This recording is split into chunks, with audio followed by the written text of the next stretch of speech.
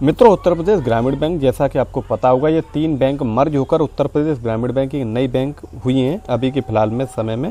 लेकिन हम आपको इस वीडियो के माध्यम से बताएंगे इसके अब सर्विस चार्ज क्या हैं। जैसे कि आपके पहले खाता आपका ग्रामीण बैंक आर्यवर्त में या बड़ौदा यूपी ग्रामीण बैंक में, तो पहले सर्विस चार्ज जो भी चार्ज थे, जैसे एटीएम का चार्ज था या पासबुक का चार्ज था या एईपीएस निकालने का चार्ज था, वो चार्ज अलग है। लेकिन अब यहाँ पर चार्ज चेंज कर दिए गए हैं, बदल दिए गए हैं। तो इसके बारे में आपको जानना बहुत ही ज़रूरी हो जाता है, क्योंकि आपको आगे कोई इसके बारे में समस्या न हो। जैसे कि एटीएम कार्ड का पासबुक का चार्ज है या एनईएफटी का चार्ज है, ये आईएमपीएस का चार्ज है, इसके बारे में जानना आपको बहुत ही ज़रूरी हो जाता है। इस वीडियो के माध्यम से हम आपको इसके बारे में कंप्लीट जानकारी देंगे कि अब इसके चार्ज क्या क्या हैं, आप कितना निकासी कर सकते हैं, एटीएम कार्ड से कितना निकाल सकते हैं, ईपीएस से कितना निकाल सकते हैं, वो सारी जानकारी हम बिल्कुल लाइव प्रूफ और इसकी ऑफिशियल वेबसाइट पर जो भी वहाँ पर पीडीएफ फाइल जनरेट हुई है उसके माध्यम से हम यहाँ पर जानेंगे। तो सबसे पहले मित्रों मैं आपको बता दूं, आपको वीडियो को एक लाइक कर देना है और उसके बाद में आपको वीडियो को पूरा देखना पड़ेगा, तभी आप इसके बारे में जान पाएंगे। वीडियो ज़्यादा लंबा नहीं होगा, बहुत ही जल्दी शॉर्ट वीडियो में हम आपको जो मुख्य इसके चार्जेस हैं उसके बारे में हम आपको बता देंगे। तो चलिए, तो जैसा कि आप यहाँ पर आ चुके हैं ग्रामीण बैंक, उत्तर प्रदेश ग्रामीण बैंक, तो इसके जो सर्विस चार्ज हैं उसके बारे में हम बात करेंगे। तो इसके लिए मित्रों मैं आपको बता दूं, इसका एक पीडीएफ फाइल भी है, आप उस पीडीएफ फाइल में जाकर यहाँ पर आप देख सकते हैं।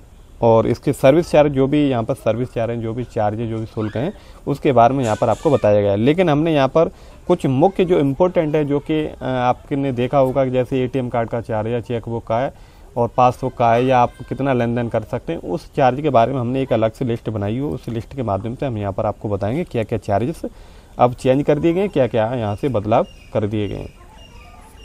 तो सबसे पहले यहाँ पर आप देखेंगे पासबुक जारी करने का शुल्क। जैसे कि जनरली आपने देखा होगा कि आपको पासबुक आपकी खो जाती है या मतलब कहीं गुम हो जाती है, आपको नहीं मिलती है, तो उसके लिए आपको अलग से जारी करवानी होती है। तो उसके बारे में यहाँ पर बताया गया है। तो प्रथम पासबुक आपको निःशुल्क मिलेगी, यानी जो पहली पासबुक जैसे आप अकाउंट ओपन कराएंगे या आपने पहले आपका खाता ग्रामीण बैंक ऑफ आर्यवर्त में था, अब वो उत्तर प्रदेश ग्रामीण बैंक में, तो यदि वहाँ से दूसरी पासबुक जारी होगी तो इसके लिए आपको कोई भी चार्ज नहीं देना होगा। केवल नवीनतम शेष राशि के साथ डुप्लीकेट, यदि आप कोई डुप्लीकेट पासबुक लेंगे, जैसे कि आपकी पासबुक हो चुकी है तो उसके लिए लेंगे तो उसके लिए आपको 100 रुपये चार्ज देना होगा। चेकबुक जारी करने का शुल्क, बचत बैंक यानी सेविंग खाते, जैसे कि आपको चेकबुक आपको बनवानी है तो उसके लिए सेविंग खाते वालों के लिए व्यक्तियों के बचत खातों में एक वित्तीय वर्ष में 20 पन्ने निःशुल्क होंगे। यानी आप एक साल में 20 पन्ने वाली चेकबुक के लिए अप्लाई कर सकते हैं, जिसमें कि आपको 20 पन्ने मिलेंगे। उससे अधिक लेंगे तो वो शुल्क आपको देना होगा, तो 20 पन्ने आपको निःशुल्क मिल जाएंगे। तो चेकबुक आप अप्लाई कर सकते हैं, 20 पन्ने उसमें निःशुल्क होंगे, उसके लिए कोई भी चार्ज नहीं देना होगा। एक समय में केवल 2 चेकबुक जारी की जाएंगी, एक समय में आप केवल 2 ही चेकबुक जारी करवा सकते हैं। अब यहाँ से न्यूनतम शेष राशि का उद्घाटन और रखरखाव, यानी आपके खाते में कितना बैलेंस आपको मेंटेन करके रखना होगा। पहले आपने देखा होगा कि ग्रामीण बैंक ऑफ आर्यवर्त या प्रथमा बैंक, तो उसमें आपको हर महीने या मतलब हर साल या कितना बैंक बैलेंस आपको मिनिमम यानी मेंटेन आपको करके रखना होता है। लेकिन अब यहाँ पर हम देखेंगे जैसे आपको अपने खाते में कितना बैलेंस आपको रखना होगा। जैसे आप ग्रामीण क्षेत्र से हैं या अर्ध शहरी या ग्रामीण क्षेत्र से हैं तो आपको 500 रुपये अपने खाते में मिनिमम रखने होंगे। उसके बाद यहाँ पर आप मित्रों चार्ज भी देख सकते हैं, यदि आप 500 रुपये नहीं रखते हैं तो आपको कितना चार्ज देना होगा। यहाँ पर आप देख सकते हैं प्रति तिमाही, ये चार्ज जो मैं आपको बता रहा हूँ 125 रुपये यहाँ पर दिखाई दे रही है। ये प्रति तिमाही यानी 3 महीने में 125 रुपये आपको देने होंगे। और यदि आपके खाते में 250 रुपये से लेकर 499 रुपये की सीमा में है तो आपको 50% यानी 125 रुपये आपको 3 महीने में देने होंगे, यानी 50 रुपये हर महीने के हिसाब से आपको चार्ज आपको देना होगा। यदि आपका 100 रुपये से लेकर 250 रुपये आपके खाते में तो आपको 80% आपको देने होंगे, 80% यानी चार्ज देना होगा। और शहरी भी यहाँ पर आपको बताया गया है, यहाँ पर आप नीचे रीड कर सकते हैं। उसके बाद हम यहाँ पर नीचे आएंगे, यहाँ पर आप देख सकते हैं खातों में नाम जोड़ना, हटाना, नामांकन, लॉकर, परिचालन, निर्देशों परिवर्तन, लॉकर सहित। जैसे कि आप खाते में अपने नॉमिनी का नाम ऐड कराते हैं, उसके लिए आपको पहली बार जैसे ऐड कराते हैं तो आपको 150 रुपये आपको चार्ज देना होगा। किसी का भी नाम आप ऐड कराएंगे।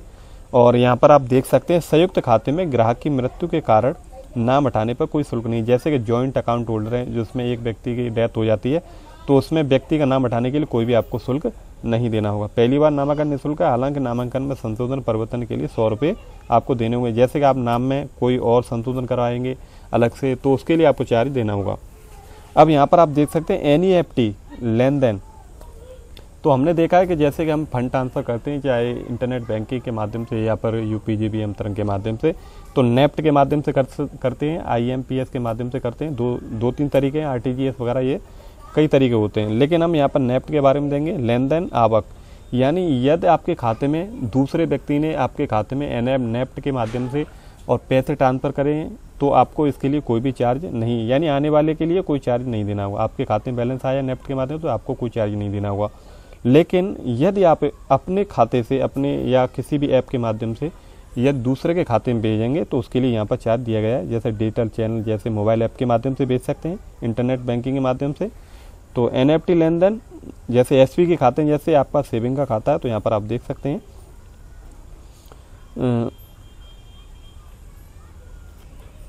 तो यहाँ पर मित्रों आप देख सकते हैं, जैसे NEFT आप लेन देन करते हैं, जैसे किसी के भेजते हैं। यदि आप शाखा के यानी बैंक के माध्यम से NEFT कराते हैं तो उसके लिए आपको यहाँ पर कुछ देख सकते हैं, यहाँ पर शाखाओं के माध्यम से विशेष शुल्क आपको देना होगा। यदि आप किसी डिजिटल चैनल के माध्यम से शुल्क जैसे ट्रांसफ़र करते हैं तो यहाँ पर देख सकते हैं सभी बचत खाते डिजिटल चैनल के माध्यम से छूट प्राप्त है। उसके लिए यहाँ पर छूट है, जैसे कि आप किसी UPGBM तरंग के माध्यम से किसी के खाते में ट्रांसफ़र करते हैं नेफ्ट के माध्यम तो उसमें छूट है और उसमें शुल्क नहीं देना होगा। लेकिन यदि आप किसी ब्रांच के माध्यम से, बैंक के माध्यम से किसी दूसरे व्यक्ति अकाउंट में नेफ्ट कराते हैं तो उसके लिए आपको चार्ज, जैसे 10,000 रुपये आप करते हैं तो 2 पॉइंट यानी 2 रुपये 25 रुपये प्रति लेन देन के हिसाब से, उससे अधिक है तो आपको 4 रुपये। इस तरह से यहाँ पर आप देख सकते हैं। ये शाखाओं के माध्यम से यदि आप नेफ्ट कराते हैं उसके लिए आपको चार्ज देना होगा। यदि आप किसी डिजिटल माध्यम जैसे कि इंटरनेट बैंकिंग के माध्यम से नेफ्ट करते हैं या फिर आप UPGBM तरंग के नाम से नेफ्ट करते हैं तो उसके लिए कोई चार्ज नहीं है। यहाँ पर आप देख सकते हैं IMPS प्रणाली, ये IMPS प्रणाली है जिसके माध्यम से तुरंत पैसे यदि आप कहीं भी ट्रांजैक्शन करते हैं वो तुरंत उसके खाते में, दूसरे व्यक्ति खाते में क्रेडिट होते हैं। इसके क्या चार्ज हैं? शाखाओं के माध्यम से भी विशेष शुल्क है, डिजिटल चैनल के माध्यम से भी शुल्क है। यानी यहाँ पर आपको दोनों माध्यम से, यदि आप UPGBM तरंग या इंटरनेट बैंकिंग के माध्यम से भी IMPS के थ्रू कहीं भी किसी भी व्यक्ति के खाते में ट्रांसफ़र करते हैं तो उसके लिए आपको शुल्क देना होगा। शुल्क क्या है? 1,000 रुपये तक प्रति लेन देन आपको 2.5 रुपये देने होंगे। जैसे 1,000 रुपये तक, जैसे 1,000 रुपये आप किसी खाते में भेजते हैं IMPS के थ्रू तो आपको 2 रुपये 50 पैसे आपको देना होगा। 1,000 रुपये से अधिक से जैसे 25,000 रुपये तक भेजेंगे तो आपको 5 रुपये देने होंगे।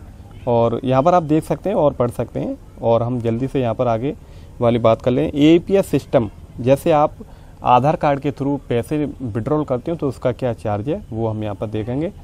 जैसे BC पॉइंट हैं या उसके थ्रू आप निकालते हैं, जैसे BC पॉइंट होते हैं, मिनी ब्रांच होती है, उसके थ्रू आप निकालते हैं आधार कार्ड के थ्रू। तो पहले 4 डेबिट प्रति माह निःशुल्क। यदि आप महीने में 4 ट्रांजैक्शन करते हैं, 4 बार पैसे निकालते हैं आधार कार्ड के थ्रू तो वो निःशुल्क है, उसके लिए कोई भी चार्ज नहीं देना होगा। उसके बाद प्रत्येक डेबिट के लिए 20 रुपये शुल्क लिया जाएगा। यदि आप हर महीने में या 1 महीने में 4 बार आपने निकाल लिया तो उसके लिए कोई चार्ज नहीं। यदि आप उससे अगली बार जैसे 5 ही बार हर महीने में निकालेंगे तो उसके लिए आपको 20 रुपये चार्ज आपको आपके खाते से डेबिट कर लिया जाएगा। तो ये चार्ज है। और मिनी स्टेटमेंट आप निकलवाते हैं जैसे किसी मिनी ब्रांच से तो 1 महीने में 2 स्टेटमेंट आप निःशुल्क यानी फ्री में निकलवा सकते हैं। 2 स्टेटमेंट आप निकलवा सकते हैं। और 2 से अधिक यदि आप स्टेटमेंट निकलवाएंगे तो प्रत्येक स्टेटमेंट के लिए आपको 2 रुपये चार्ज देना होगा। ये चार्ज है मिनी स्टेटमेंट और APS सिस्टम का। अब यहाँ पर हम देखेंगे SMS अलर्ट शुल्क प्रणाली, यानी SMS का क्या चार्ज देना होगा। जैसे आपने देखा होगा यदि आपका मोबाइल नंबर रजिस्टर्ड है बैंक खाते से तो उसका SMS का चार्ज भी आपको देना होता है। तो प्रति तिमाही के हिसाब से, पर महीने के हिसाब से यहाँ पर हम देखेंगे SV खाते यानी सेविंग खाते के लिए 20 पैसे प्रति SMS। सेविंग खाते जिनके भी हैं, जिन लोगों के भी सेविंग खाते हैं, बचत खाते हैं, उनको 20 पैसे प्रति SMS प्लस GST यानी 20 पैसे एक SMS के लिए 20 पैसे उनको देने होंगे, प्लस इसमें GST भी और इंक्लूड है।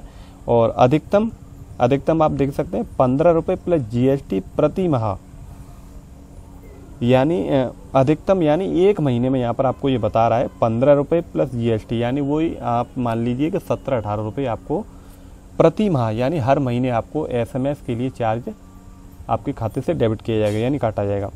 शुल्क प्रत्येक आगामी माह में डेबिट किया जाएगा, यानी हर महीने आपको 18 रुपये, यदि आपका मोबाइल नंबर खाते से लिंक है तो हर महीने आपको 18 रुपये आपको देने होंगे। यहाँ पर आप क्लियर आप देख सकते हैं। एसबी खातों के अलावा अन्य खातों के लिए 25 रुपये प्रति तिमाही। एसबी यानी बचत खाते के अलावा और भी कोई खाते हैं, जनधन के खाते हैं या जीरो बैलेंस के खाते हैं, तो उसमें 25 रुपये प्रति तिमाही यानी 3 महीने में 25 रुपये शुल्क लिया जाएगा।